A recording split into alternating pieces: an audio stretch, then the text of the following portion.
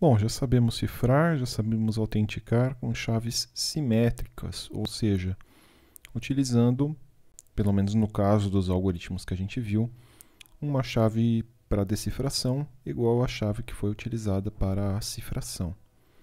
Mas será que isso resolve todos os nossos problemas? Bom, vamos supor que nós temos N pessoas que querem conversar entre si. Quantas chaves são necessárias para fazer isso? Se a gente contar todos os pares de pessoas aqui, a gente vai ver que o número de chaves cresce com n ao quadrado.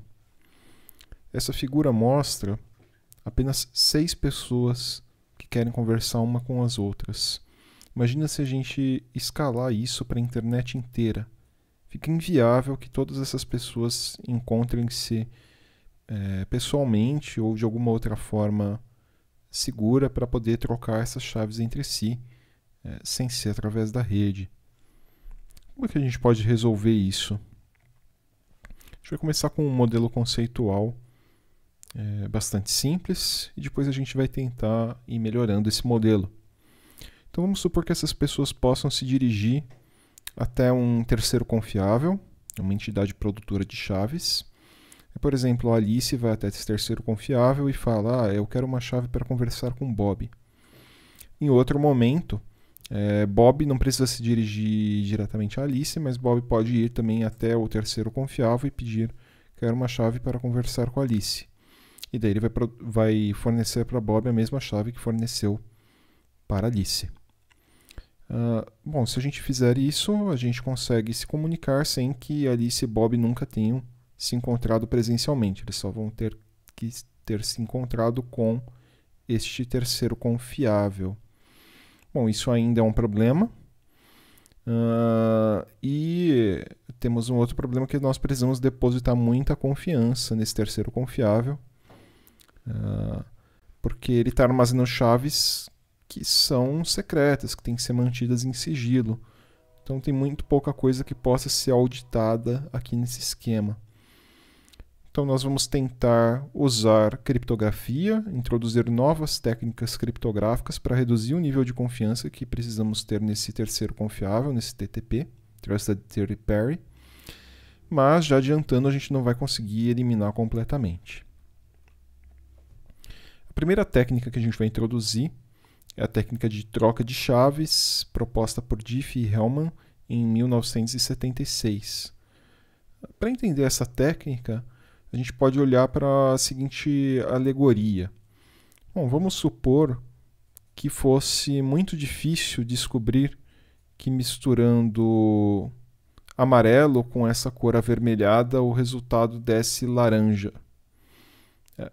Isso não é verdade, né? A gente sabe que é relativamente fácil descobrir quais duas cores foram misturadas para gerar uma determinada cor, né?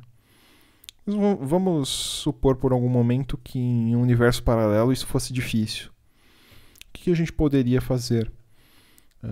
Poderia existir uma tinta comum que é amplamente disponível, tem litros e litros dessa tinta disponíveis em todas as lojas de pintura de todos os lugares do mundo, que é essa tinta amarela. Todo mundo sabe que essa tinta é usada como base, esse é um fato público. Além disso, existe um catálogo muito grande de tintas, com milhares de tintas que as pessoas podem escolher. Então a Alice vai nesse catálogo, escolhe uma tinta aleatória desse catálogo, mistura com essa tinta base pública, que é a amarela, e produz essa tinta aqui. Bob faz a mesma coisa, escolhe uma tinta aleatória, que no caso seria essa tinta esverdeada, mistura com a tinta comum e pública amarela, gerando esse resultado. Bom, assumindo que é difícil descobrir quais duas tintas foram misturadas para gerar esta e esta tinta, eles podem colocar cada um deles a sua tinta num caminhão. Então a Alice coloca num caminhão destinado a Bob, Bob coloca num caminhão destinado a Alice, e o motorista do caminhão não vai conseguir inferir nada a respeito de qual tinta foi misturada só olhando para a tinta. Então a Alice pode misturar um pouco mais da tinta secreta que ela tinha escolhido do catálogo nessa mistura que ela recebeu de Bob e vai chegar nessa cor aqui ao final.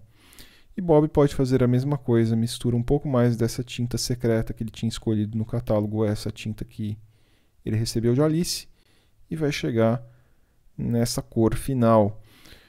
O fato é que eles não controlam qual cor eles vão chegar no final, mas ambos chegam na mesma cor.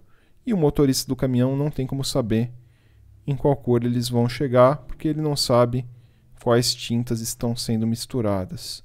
Assim, a gente alcança um objetivo de chegar a um acordo a respeito de uma chave que depois pode ser usada com um algoritmo simétrico, como o AES ou Shasha. E quem está observando passivamente a nossa comunicação não consegue descobrir que cor é essa. Então, isso depende basicamente de duas propriedades. A mistura de cores tem que ser uma operação comutativa, não pode importar a ordem na qual eu misturo as cores. Então, se eu misturo amarelo, alaranjado e depois o esverdeado, tem que dar o mesmo resultado de eu misturar primeiro o amarelado, depois o esverdeado e depois o alaranjado. Então, a ordem das operações não pode importar. E a segunda propriedade é que tem que ser uma operação difícil de reverter. Como que a gente consegue isso na prática, utilizando a aritmética? Bom, uma forma de fazer é usando a exponenciação de inteiros, resto da divisão por um número primo. Essa operação é muito difícil de desfazer. A operação inversa ela é o que a gente chama de logaritmo discreto. E o logaritmo discreto é um problema matemático que os matemáticos vêm tentando resolver há anos e ainda não chegaram a uma resposta. Então a gente parte da premissa de que recuperar x a partir de g elevado a x resto da divisão por p é difícil. E ela também tem essa propriedade de que a ordem não importa. Se eu faço g elevado a elevado a b, isso é a mesma coisa que g elevado a vezes b. Então, g elevado a b elevado a vai dar o mesmo resultado. Tá? Então, no final, todos vão chegar ao mesmo valor numérico.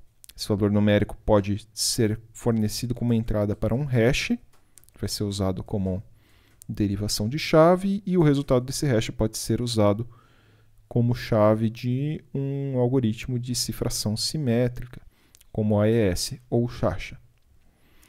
Qual que é o problema desse esquema? O problema desse esquema é um ataque que a gente chama de Man in the Middle, ou MITM, MITM, por simplicidade eu vou chamar. Esse tipo de ataque é um ataque no qual o adversário se coloca no meio da comunicação de forma ativa e intercepta todas as comunicações em ambas as direções. Então, o que Eve, que é a nossa adversária, aqui pode fazer?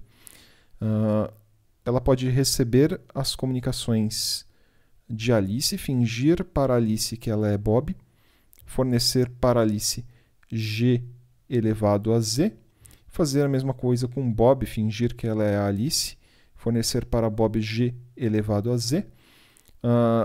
A partir daí, ela estabelece uma chave para falar com Alice, estabelece outra chave para falar com Bob, mas isso não tem problema, porque se ela continuar interceptando a comunicação nas duas direções, todas as mensagens que vierem de Alice ela decifra e depois cifra de novo com a chave de Bob.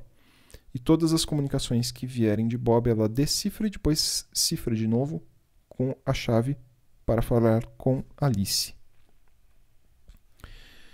Existem outras técnicas criptográficas que a gente pode utilizar para tratar esse problema, tentar deixar esse criptossistema um pouco mais confiável.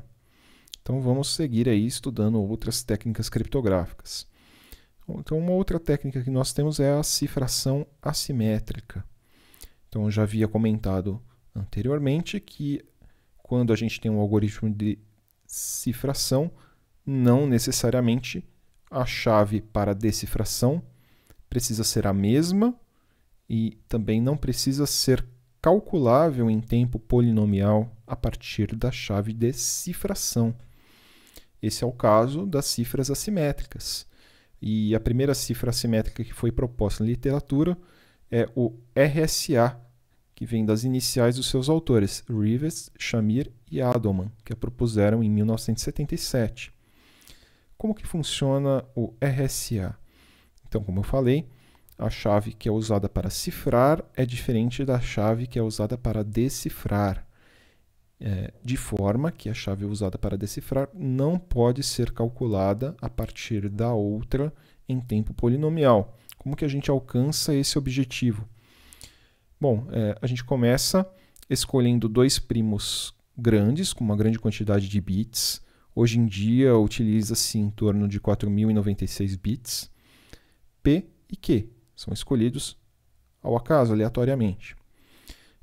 Em seguida, nós calculamos um número que nós chamamos de módulo, que é P vezes Q. E nós calculamos um valor que é conhecido como feed-Euler desse N. Esse feed-Euler ele seria difícil de calcular diretamente a partir do N, não poderia ser calculado em tempo polinomial, mas como nós sabemos os fatores primos de N, que são P e Q, nós podemos calcular rapidamente com uma fórmula simples, que é P-1 vezes Q-1. Em seguida, nós escolhemos um inteiro qualquer entre 1 e φ(n) como chave pública. Algumas implementações de RSA, inclusive, escolhem um número constante, como E.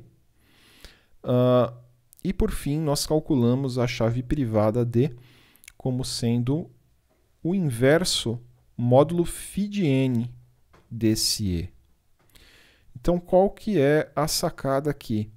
É bastante rápido calcular D a partir de E se a gente conhece o φ(n). E a gente só conhece o φ(n) porque fomos nós que geramos o N. Mas se eu fornecer esse N para outra pessoa e eu não contar para essa pessoa o P, nem o Q, nem o φ, ela não vai conseguir fazer isso. Ela não vai conseguir calcular o D a partir do E.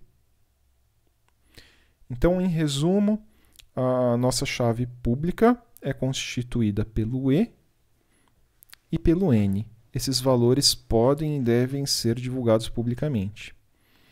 A nossa chave privada é constituída pelo D. Ele deve ser mantido em sigilo, deve ser conhecido só pelo proprietário da chave.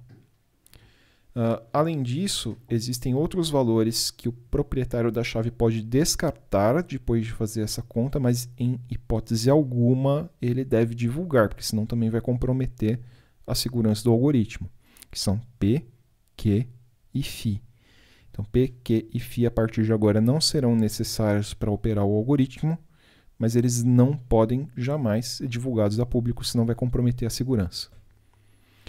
Bom, uma vez que a gente tem E, que a gente tem N, que são públicos, e que a gente tem D, que é privado, a gente pode fazer as operações de cifração e de decifração. Como que a gente faz para cifrar uma mensagem? A gente pega a mensagem, faz ela elevada a E, resto da divisão por N. Como que a gente faz para decifrar? A gente pega o criptograma, faz elevado a D, resto da divisão por N. Por que que isso funciona? Isso funciona porque, de acordo com o resultado obtido por Euler, se a gente calcular uma base qualquer elevada a E vezes D, onde D é o inverso de E, módulo φ(n), isso aqui vai dar igual a M se a gente estiver operando nos inteiros módulo n. Então vejam que interessante, o expoente não obedece o módulo n, mas ele obedece o módulo φ(n) aqui nessa questão do inverso. É como se tivesse 1 aqui nesse expoente, né? A gente vai estar colocando aqui E vezes E elevado a menos 1. Então, como se aparecesse um 1 aqui. premissa para isso funcionar é que fatorar n e descobrir P e Q a partir do n é um problema difícil. De fato, os matemáticos têm se debruçado por essa questão aí há muitos e muitos séculos e não conseguiram. Também tem que ser difícil calcular o Feed-Euler. O Feed-Euler na verdade, é um caminho alternativo para se tentar fatorar o n, porque se eu descobrir o Feed-Euler, eu também consigo descobrir P e Q. Tá? Com isso, a gente consegue partir para um modelo conceitual um pouco mais avançado. Então, agora, o nosso terceiro confiável vai ser um arquivo público. Vamos supor que ele funciona assim. Uma certa pessoa chega nesse arquivo público, mostra um documento com foto, fornece a chave pública para ser armazenada nesse arquivo, e a partir daí ele fica lá para sempre e nunca mais é alterado. Isso é mais fácil de auditar que o TTP do modelo conceitual anterior. Por quê? Porque agora as chaves não precisam mais ser mantidas em sigilo. Qualquer pessoa que chegar no arquivo público pode inspecionar as chaves. Então a gente pode ter vários olhos olhando para esse arquivo público e ver se as chaves não foram trocadas do nada, sem nenhuma justificativa. A gente ainda tem um problema de que o arquivo público pode deixar de verificar a identidade de alguma pessoa corretamente, ou alguma pessoa pode apresentar um documento falso que seria interpretado como verdadeiro e colocar a chave em nome de outra pessoa. Esse problema ainda existe. Tá? Mas a questão, pelo menos, da imutabilidade dessas chaves, ela é passível de auditoria pelo fato das chaves agora serem públicas, delas não precisarem ser mantidas em sigilo. Então vejam que interessante, a gente usou uma técnica criptográfica para, apesar de a gente ter que confiar num terceiro, agora a gente tem que confiar um pouco menos do que a gente confiava antes. A gente consegue fiscalizá-lo de uma forma que a gente não conseguiria fiscalizar antes. Bom, supondo que A1 quer conversar com A6, A1 pergunta lá no arquivo público, chega presencialmente no arquivo público, por exemplo, e vai lá inspecionar qual que é a chave pública de A6. Utiliza isso, né? Faz m elevado a E6 módulo o n. O n de cada um desses pode ser diferente um do outro. Tá? Isso não está mostrado na figura por simplicidade. Então faz m elevado a E6, resto da divisão pelo N6. Manda isso para o A6, e daí o A6 consegue decifrar, pois só ele conhece D6. Qual que é o problema desse esquema? Novamente, o man in the middle. Tá? Então, se a gente tentar consultar esse arquivo público pela rede, ou por algum outro canal inseguro, o que acontece é que a gente não sabe se a gente está realmente conversando com ele ou se um adversário se inseriu aqui no meio da comunicação. Aí esse adversário pode fazer com que nós pensemos que a entrada correspondente à pessoa A6, na verdade, é E asterisco, em vez de E6. E daí nós vamos tentar cifrar uma mensagem com essa chave pública E asterisco. Essa mensagem pode ser decifrada com a chave privada correspondente D asterisco que foi gerada pelo adversário. E daí o adversário cifra novamente após decifrar com a chave correta de A6. E daí A6 fica pensando que recebeu a mensagem e ninguém mais leu, mas o adversário leu. Então seria necessário ir presencialmente até o arquivo para pegar as chaves. Isso é inviável. Tem como melhorar um pouco mais esse esquema? Tem, e para isso a gente vai introduzir uma outra técnica criptográfica que também faz parte do arsenal de criptografia assimétrica, que são as assinaturas digitais. Então, a assinatura digital é uma técnica criptográfica para adicionar um autenticador irretratável publicamente verificável a uma mensagem. O que significa irretratável? Bom, a pessoa que gera a assinatura, ela não pode alegar que foi outra pessoa que não tinha conhecimento da chave privada que gerou aquela assinatura. Portanto, por isso que ela é irretratável. Veja que é diferente de autenticação, dos autenticadores que a gente viu lá atrás. Os autenticadores utilizavam uma chave que era compartilhada entre Alice e Bob. Então, tanto Alice quanto Bob conseguiam gerar esses autenticadores. Não dá para saber qual dos dois produziu a mensagem. Não é esse o caso das assinaturas digitais. Aqui, nem mesmo Bob pode forjar uma assinatura de Alice. Assinatura digital tem duas operações. Uma é a operação de assinatura, que produz a assinatura S a partir da chave privada de quem está assinando e de uma mensagem. A verificação recebe a assinatura, a mensagem e a chave pública de quem assinou e vai retornar sucesso se a assinatura corresponde de fato àquela mensagem, se a mensagem não tiver sido adulterada e se foi produzida pelo proprietário daquela chave pública, ou seja, quem tem a chave privada correspondente. Isso é muito fácil de implementar com RSA, por exemplo. Basta trocar as chaves que são utilizadas para a operação de cifração e decifração. Lembre-se que para cifração com RSA, a gente cifrava com a chave pública e decifrava com a chave privada.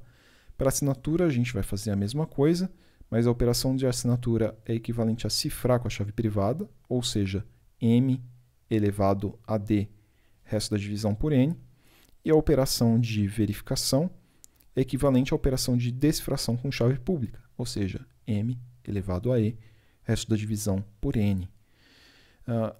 Isso é lento de calcular se M for grande, mas como a gente viu, a gente pode usar resumo criptográfico, hash, e daí a gente pode calcular o hash da mensagem elevado a D, em vez de calcular M elevado a D. E a mesma coisa na hora de verificar. Bom, com assinaturas a gente consegue finalmente resolver o problema do man in the middle da seguinte forma. Agora nós estamos chamando o nosso terceiro confiável de autoridade certificadora. E suponha que Alice deseja mandar uma mensagem para Bob. Quais os passos que precisam acontecer para possibilitar isso quando a gente utiliza uma autoridade certificadora? Bom, em algum momento Bob vai ter gerado um par de chaves, uma chave pública e uma chave privada.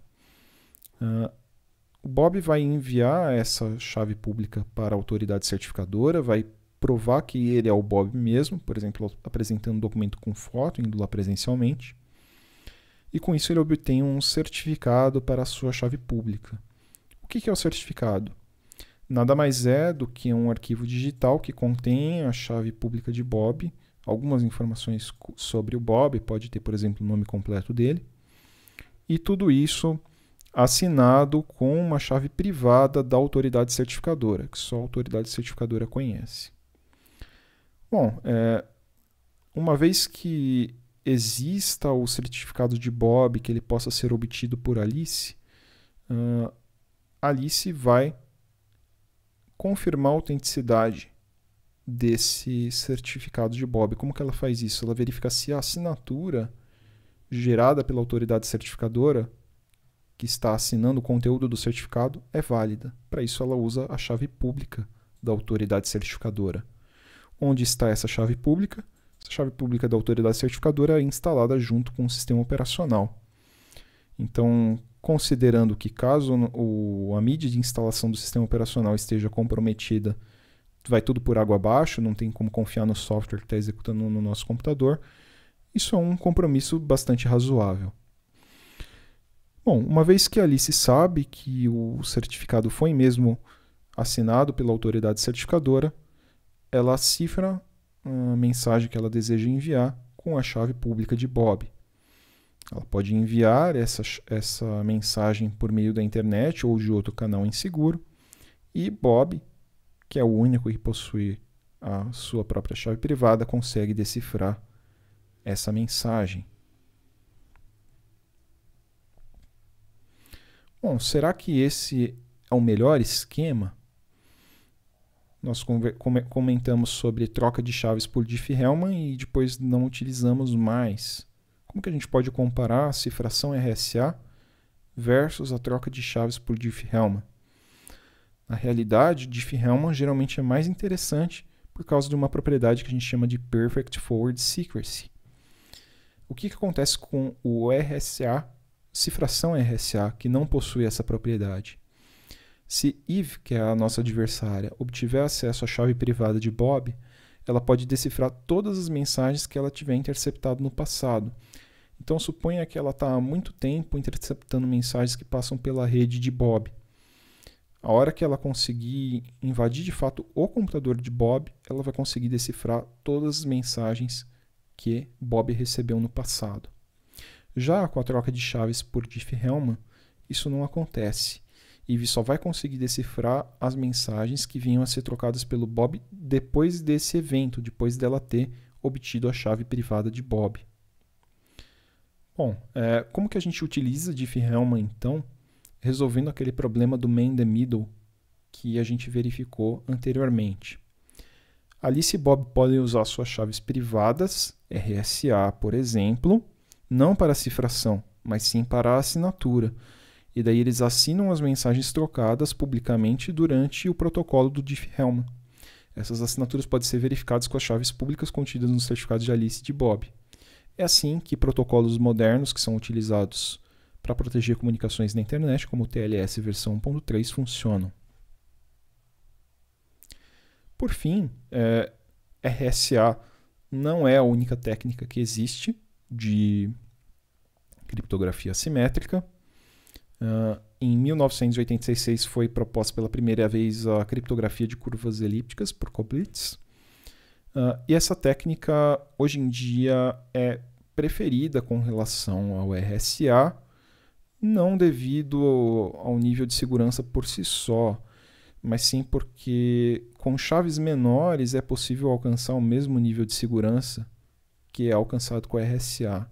Então, por exemplo, um RSA que depende de uma chave de 4096 bits para ter um determinado nível de segurança, a gente consegue obter o mesmo nível de segurança com curvas elípticas de 256 bits. Isso se traduz em melhor desempenho na hora de fazer as operações de cifração, de assinatura e de verificação. Como que funcionam as curvas elípticas? Elas se baseiam também na dificuldade de resolver o problema do logaritmo discreto, mas não no conjunto dos números inteiros módulo primo. Elas se baseiam no logaritmo discreto no corpo das curvas elípticas. Então, as curvas elípticas elas formam um conjunto no qual é possível definir uma operação de soma bem pouco usual. Aqui a gente tem o desenho de uma curva elíptica, que é essa curva y² igual a x³ menos x. Existem outras curvas elípticas, essa é só um exemplo. Se a gente passar dois pontos P e Q, que pertencem a essa curva, eles definem uma reta. Se a gente traçar essa reta, ela vai acabar interceptando um outro ponto da curva, que é esse ponto aqui, e a hora que a gente espelhar isso para o outro lado, a gente define esse ponto como o resultado da soma P mais Q. Se a gente for somando um mesmo ponto consigo mesmo várias vezes, a gente pode definir uma operação de multiplicação. E essa operação de multiplicação, o inverso dela, a gente não chama de divisão, seria o que a gente chamaria de logaritmo discreto, apesar de não ser uma potenciação, apesar de ser uma multiplicação nesse conjunto aqui das curvas elípticas. Então, calcular K a partir de K vezes P, que é uma multiplicação de escalar por um ponto no corpo das curvas elípticas, é um problema difícil. Então, a gente se baseia nisso para construir o criptossistema.